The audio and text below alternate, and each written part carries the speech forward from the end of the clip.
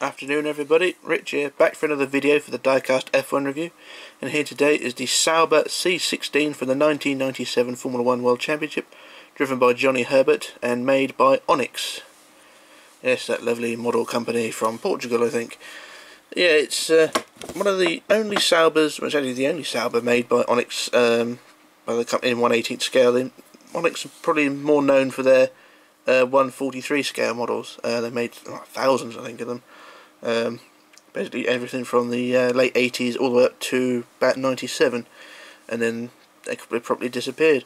Yeah, it's one of only five, I think it's 4 or 5 models they made in 1/18. I'm going to be think I did have a few of them as well. This is the only Onyx model I have left because the rest of them I sold. I had the Williams FW17, the 18, and I also had the Ferrari from 95 as well, the 412 T2 I think it was. They also made the 97 Williams, the FW19, but I never had that one.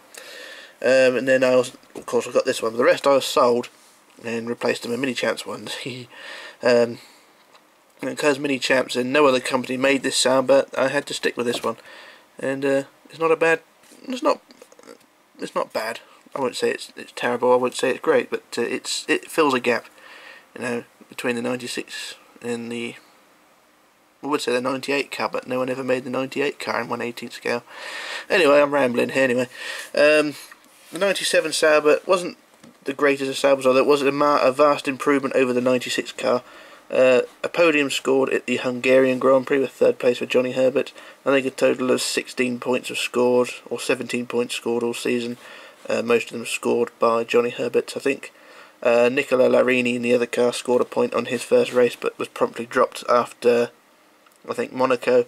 And then you had another 2 drivers, Gianni Morbidelli and Norberto Fontana, filling the other seat, but not really making an impact.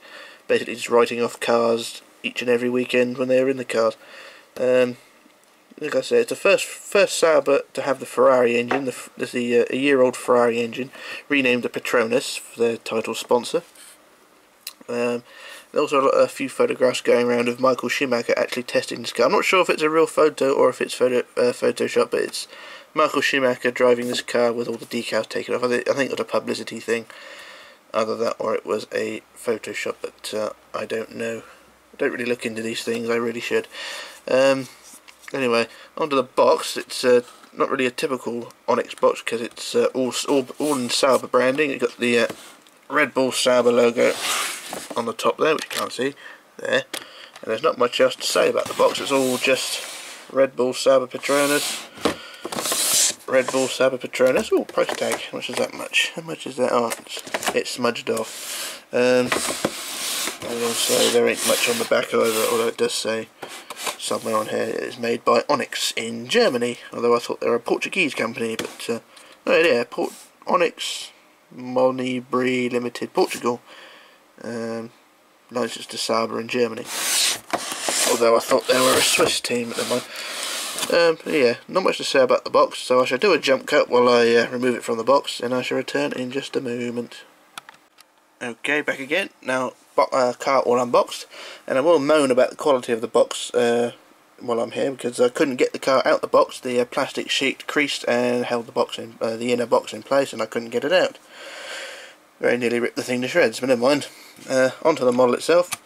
A very nicely made model, I must say. I haven't had it out the box for about 10 years, I think, 7 or 8 years.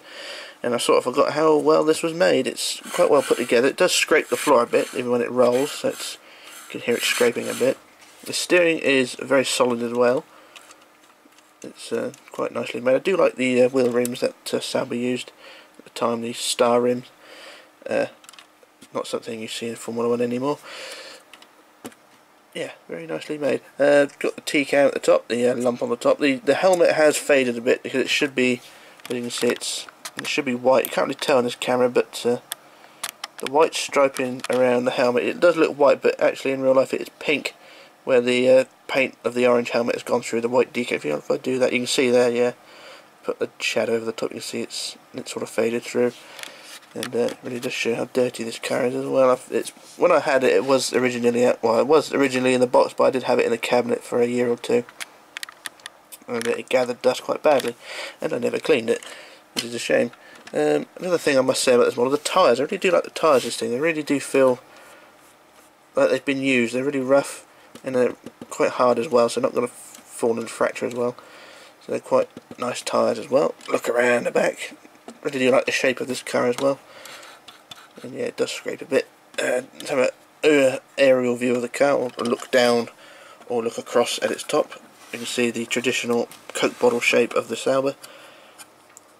Really did like the Red Bull on the blue Sauber.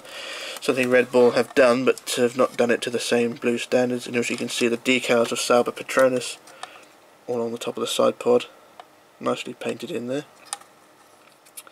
And one thing I will point out, I just noticed that there's no eagle on the Goodyear tyres. There's Goodyear, but no Goodyear eagle on the tyres. So that's something that is going to cause a drawback, really. But overall, it's nicely made. Otherwise, it's quite solid. It's not going to fall apart just by touching it, like some models do. Got the wibbly area, which is quite stiff on there. The wing mirrors are not going to break off, or they probably put a bit of pressure on them, they will break. Paintwork is all smooth and shiny. The side pods are, how are they attached? They're attached with small brackets on the side of the cockpit. They're not going to break off just by looking at them. They're quite solid on there. You can look Onyx on the bottom there. Also the white front wing. I really did like the white front wing as well with the Sauber. It's something that kind of want to miss. The Red Bull with the white front wing, very nicely put together. And it's just a nice blue. It really was a nice looking car in its time. So when 1998 came along, they sort of went a bit funny with the colour. They sort of left the front wing blue and had green or this turquoise colour all over the place, and it really did look a mess. But Mini Champs or nobody never made the 98 car, so, well, not in 1/18 scale anyway. They made it in 1/43 about a dozen times, but not in 1/18, which is a shame. So a quick look around the back. There's not a lot of detail on the back, on the rear end of the car. We've got the diffuser and inside the gearbox area there. Got nice decal attached to the lower end of the rear wing there. Sauber Petronas. And I'm pointing at the tyres. I'd say the quality are quite good, but they do have a mould line in the middle. Not sure if that's meant to be there or it's just a issue with theirs. It does look a bit funny shaped. The bloody phone ringing again. Back in a row. Right, back again. That's 2 videos on in a row now that have been interrupted by phone calls. I'm going to throw the phone out the window when I record video number 3. And I forgot what I was doing. Oh yes, I was moaning about the quality. Yeah, the tyres, although they got a seam line down the middle, they look a bit weird.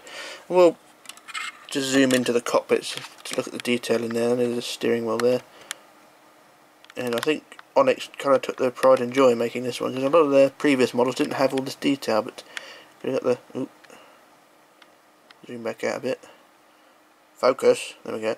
So got the detailing on the panel there, and also a bit on the steering wheel. The driver's hands are a bit distorted, or just blobs of plastic, but overall not too bad. Got the wing mirrors there, they're actually reflecting something, which is highly unusual, and also shows all the bloody dust over the thing. I really should give it a clean. But overall, I would say it's not a bad model. They are cheap as chips as well. There are 3 versions available, which is, of course, this Johnny Herbert version, the Larini version, and the Gianni Morbidelli version. I don't think they ever made a Fontana version, although I could be wrong. Look it up on eBay, you'll probably find one knowing all that. Yeah, they are cheap as anything. I think I only paid £10 for this car at the time. I think that was in what was it, 2000? Can't remember. I think it's 2006 I bought this. I'm not sure. It's not quite 10 years, is it? But never mind. So yeah, I think I only paid about £10 for it, and you're not going to pay much more than that for today.